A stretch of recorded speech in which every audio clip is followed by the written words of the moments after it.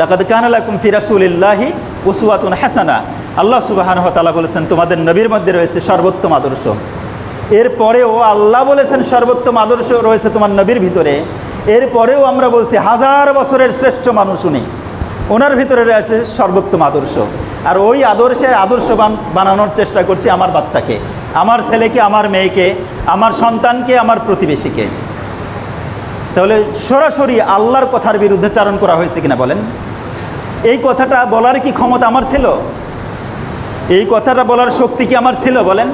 আল্লাহ শুকরিয়া, সেই কথা বলার পরিবেশ তিনি তৈরি করে দিয়েছেন। শুকরিয়া আদায় করেন আলহামদুলিল্লাহ। আলহামদুলিল্লাহ, সেই কথাটা বলার মতো সুযোগ তো তিনি দিয়েছেন আমাদেরকে। মানেন চাই না মানেন, বিশ্বাস রাখেন সর্বোত্তম আদর্শের অধিকারী হলেন মুহাম্মাদুর রাসূলুল্লাহ সাল্লাল্লাহু আলাইহি ওয়াসাল্লাম। আমার সন্তান যদি কারো আদর্শে বড় হতে চায় তিনি হবেন মুহাম্মাদুর রাসূলুল্লাহ সাল্লাল্লাহু আলাইহি ওয়াসাল্লাম। আমার সন্তানের মুখে যেন এরকম না হয় যে তিনি হাজার লক্ষ বছরের শ্রেষ্ঠ মানুষ, ওনার আদর্শে আমি আদর্শবান। ধিক্কার দেবেন ওই সন্তানকে, ওই সন্তানকে নিয়ে গর্ব করবেন না। এই সন্তানই আপনার জন্য হাসরের ময়দানে দুঃসংবাদের কারণ হয়ে দাঁড়াবে। রাসূলুল্লাহ সাল্লাল্লাহু আলাইহি ওয়াসাল্লাম তিনি আমাদের উত্তম আদর্শ। আল্লাহ সুবহানাহু ওয়া তাআলা যদি ওই সন্তানের সামনে আপনাকে সহ জিজ্ঞাসা করেন যে আমি বলে দিলাম যে আমার নবী হলো তোমাদের মধ্যে সর্বোত্তম আদর্শের মানুষ, আর তোমার সন্তান তুমি বিশ্বাস করে আসলে যে না আমার অমুক বান্দা সর্বশ্রেষ্ঠ আদর্শের মানুষ, তাহলে আমার কথাটা তোমাদের কাছে পছন্দ হয়নি, ভালো লাগে নাই? কি উত্তর দেবেন বলেন? প্রিয় ভাইরা, আল্লাহর নির্দেশ হলো কুনু মা'আস সাদিকিন, যারা সত্যবাদী তাদের সঙ্গী হয়ে যান, যারা মিথ্যুক মহামিথ্যুক তাদের সঙ্গী সাথী হওয়া থেকে দূরে থাকুন। যারা জুলুম অত্যাচার করছে, সমাজে লুটপাট করেছে, আপনি যদি তাদেরকে সাপোর্ট করেন, তাদের অন্যায়কে অন্যায় যদি না বলেন, যদি মৌনভাবেও সাপোর্ট করেন, আপনার মুক্তির কোনো পথ কিন্তু খোলা থাকবে না। আল্লাহ রাসূল সাল্লাল্লাহু আলাইহি ওয়াসাল্লাম ভবিষ্যৎবাণী করে গেছেন তোমাদের সামনে এমন এক শাসক প্রশাসক গোষ্ঠী আসবে যারা ন্যায় অন্যায় বাছ বিচার করবে না, তাদের ভিতরে ন্যায়ও থাকবে অন্যায়ও থাকবে, ন্যায়ও থাকবে অন্যায়ও থাকবে। তবে যারা ন্যায়কে সাপোর্ট করবে, ন্যায়কে ন্যায় বলবে, ওরা মুক্তি পাবে। এমনকি যারা অন্যায়কে অন্যায় বলবে তারাও ওই অন্যায় থেকে নিষ্কৃতি পেয়ে যাবে। তবে যারা অন্যায়কে অন্যায় বলবে না, অন্যায়কে সাপোর্ট করবে, তাদের মুক্তির কোনো পথ খোলা থাকবে না।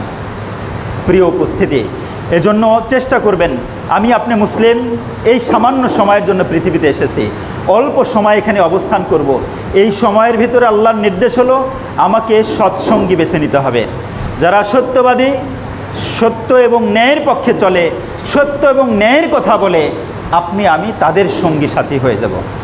এটা পক্ষপাতিত্ব নয় ভাইয়েরা, এটা আল্লাহর নির্দেশ। এটা মনে করবেন না যে তো তুমি মনে হয় যা বোঝা যাচ্ছে ওই অমুক দলের সাপোর্ট করছো, মেম্বারে দাঁড়িয়ে মনে হয় অমুক দলের সাপোর্ট করছো। আপনার কল্পনায় একটা দল আসতে পারে, কিন্তু সেই দলটা যদি আল্লাহর নির্দেশ মোতাবেক হয়ে যায় সেটা, তাহলে সমস্যা কোথায়? আল্লাহ বলছেন সত্যবাদীদের সঙ্গী হও। আমি সত্যবাদীদের খুঁজে নিলাম।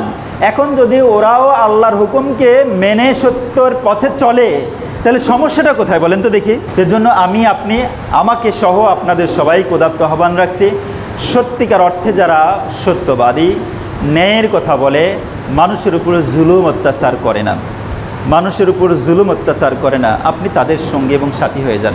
প্রিয় ভাইয়েরা, রবিউল আউয়াল মাস এসেছে, নবীর সিরাত শামাইল নিয়ে যুবকরা আলোচনা করবে, পড়াশোনা করবে। তবে একটা জিনিস মনে রাখবে, আমরা ইবাদতের ক্ষেত্রে সুন্নাত খুঁজি, ইবাদতের ক্ষেত্রে তাসবিহ তাহলিলের ক্ষেত্রে সুন্নাত খুঁজি, মসজিদে আসলে সুন্নাত খুঁজি, পোশাক পরিচ্ছদ পরার সময় সুন্নাত খুঁজি, কিন্তু প্রতিবেশীর সাথে কি আচরণ করতে হবে সুন্নাত কিন্তু আমরা খুঁজে নিই। পথ চলতে হবে কিভাবে আমরা সুন্নাত খুঁজে নিই, সমাজ গঠন করতে হবে কিভাবে সুন্নাত খুঁজে নিই, রাষ্ট্রের নিয়ম নীতি কিভাবে নির্ধারিত হবে সুন্নাত কিন্তু আমরা খুঁজে নিই। ভাইরা, আমরা সহজ সহজ সুন্নাতের ব্যাপারে কথা বলেছি যখন সেই পরিবেশ ছিল। এখন পরিবেশ উন্মুক্ত হয়েছে আলহামদুলিল্লাহ, আরও বিস্তৃতভাবে কথা বলার সুযোগ এসেছে। এখন আমরা সমাজ নির্মাণের জন্য যে সুন্নাত, সেই সুন্নাতের কথাগুলি আমাকে বলতে হবে এবং শুনতে হবে, মানতে হবে। রাষ্ট্র বিনির্মাণে যে সুন্নাত রয়েছে, সেই রাষ্ট্র নির্মাণের সুন্নাতের আলোচনা এখন ব্যাপকভাবে করতে হবে, ব্যাপক থেকে ব্যাপকতর করতে হবে এবং সেগুলো মেনেও চলতে হবে।